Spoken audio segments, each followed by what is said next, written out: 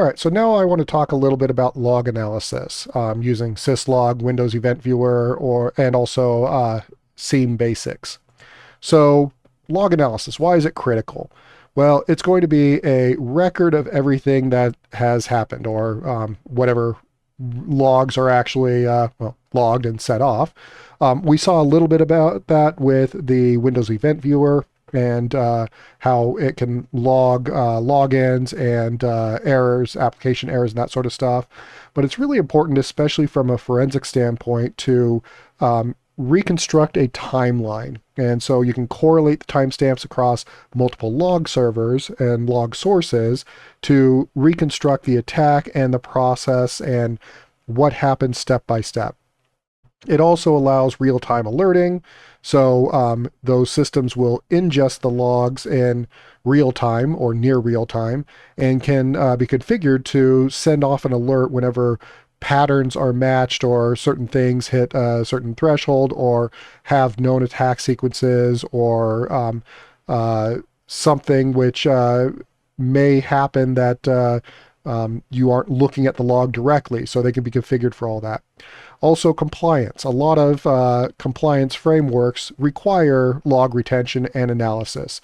So PCI DSS requires everything to be sent to a log management server. So that way, if something happened, then it can be analyzed. HIPAA also requires that for HIPAA compliance. And there's a number of other frameworks out there which do require log analysis and log retention. And it's really kind of up to that particular environment as to how long you need to have those particular logs. So Linux, Unix, there's the syslog. So under /var/log, there's a number of log files which are written to. And those are very standard. They can be written elsewhere, but that's for kernel messages and authentication and everything else. Those get logged there. So a sample message format would have a date stamp at the beginning, the host name, and the process ID, and whatever the log message body is, and potentially the address, the port, maybe the username for whatever is happening. So in this particular sample line, it's somebody tried to log into that system, web server 01, via SSH. You try to log in with a password or with the username root and some password, and they failed to log in because the password wasn't right, or maybe root wasn't enabled or something. And the address that they're coming from is 203.0.113.47, and the client port is 54321. That's going to be that high numbered port that the client generates for it. So there's a number of logs there. So varlog auth.log. There's also varlog syslog, varlog kern.log. Web servers. So there's a varlog nginx. If you're running an Apache server, there's a varlog Apache 2. Various other systems or services will have potentially their own log format and log storage, but all of those will potentially be logged somewhere. So one of the common things that I ended up having to do in the past was I wanted to see how many failed logins there were. And so if you use grep, which extracts strings from a input, looking through a particular log file, and then you pass that output into another command called awk. And what awk does is it will separate it by default. It separates the input by columns. And so in this case, you're grabbing column 11, and then you pass that input into another command called sort. So it will then sort that input into increasing values. Then you sort that into a unique -c. So it will find unique entries in there, so it gets rid of all the duplicates, and then it will sort that, and sorry, the -c will also count it, and then it will sort that in reverse numbers, so you can see what is the most common source of someone trying to log into this particular system and what was their address. So that's just an example. That was pretty common to be able to run that on a system when needed.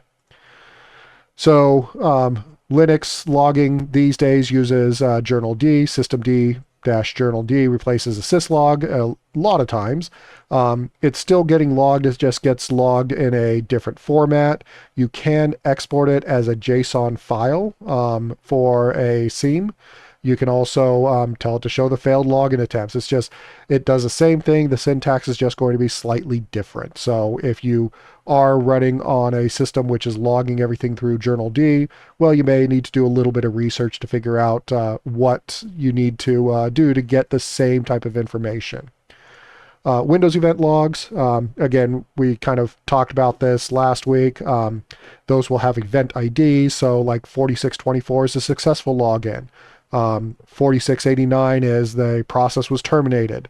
4663 is object access, so file read or write. There could be a registry value modified or a user account created, which is 4720. There's a lot of different event IDs, and determining which ones are important is kind of up to the specific system and environment. So these are just an example of different ones out there.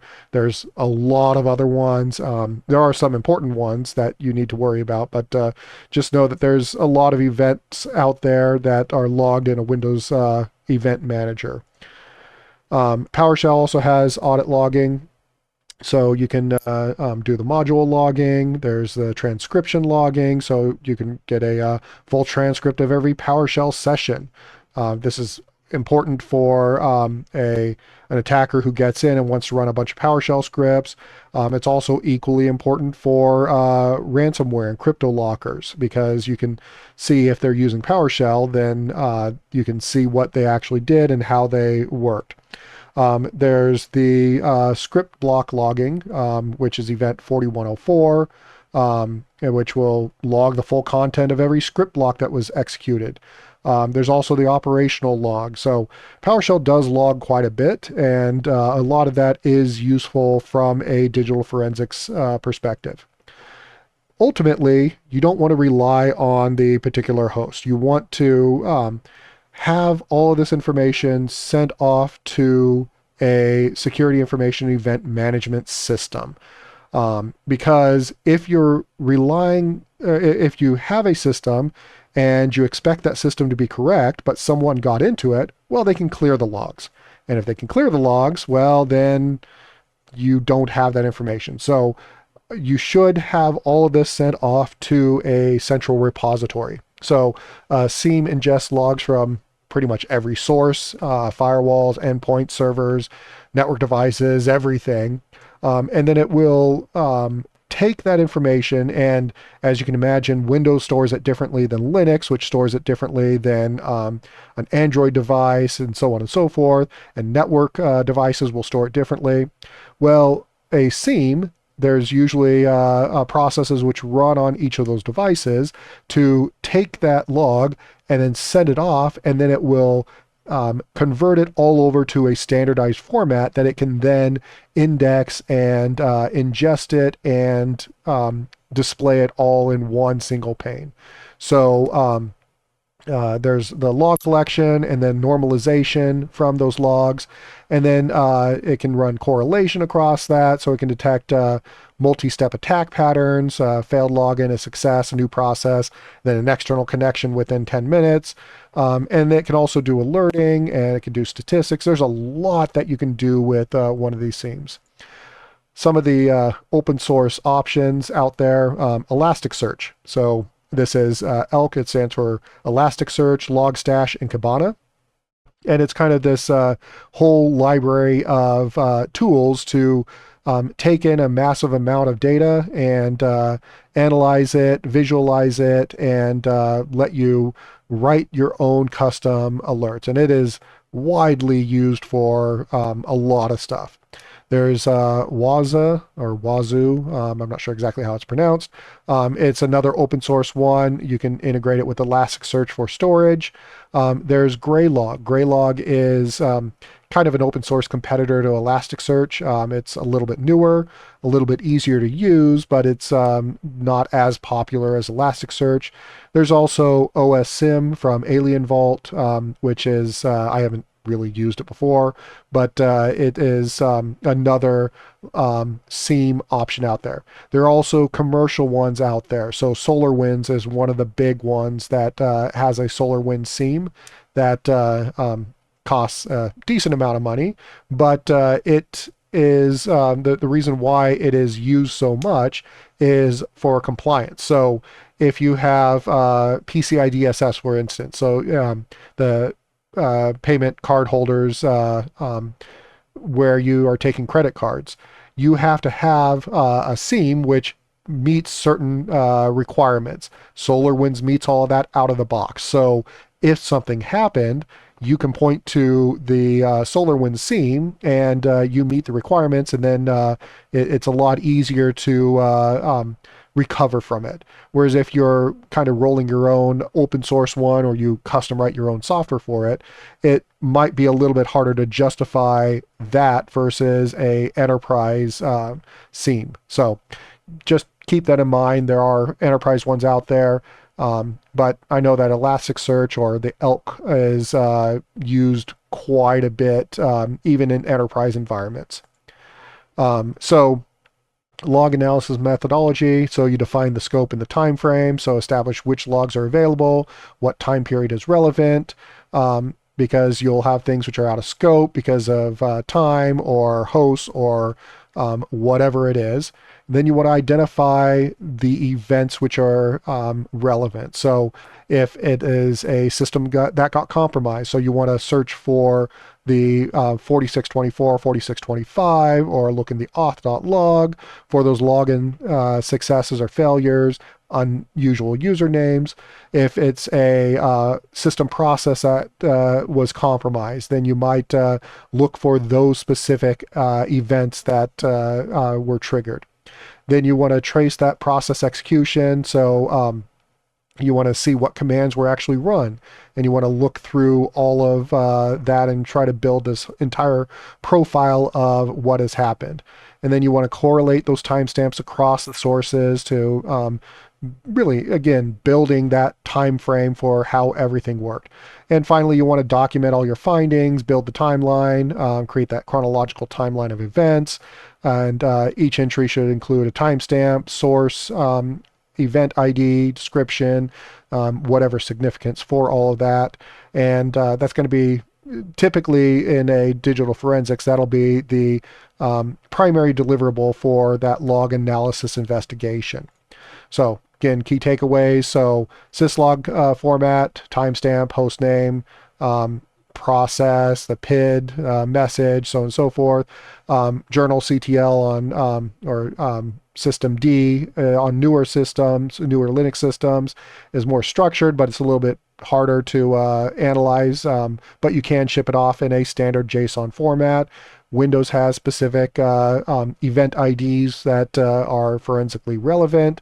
PowerShell logs quite a bit of stuff. And ultimately ship it off to a SIEM. You don't want to rely on that host itself because a malicious user can wipe the logs. And yes, that may generate an event saying the log was cleared, but well, if you don't have the log, it doesn't really matter. You just know that, hey, somebody cleared the log, but we don't know what they did.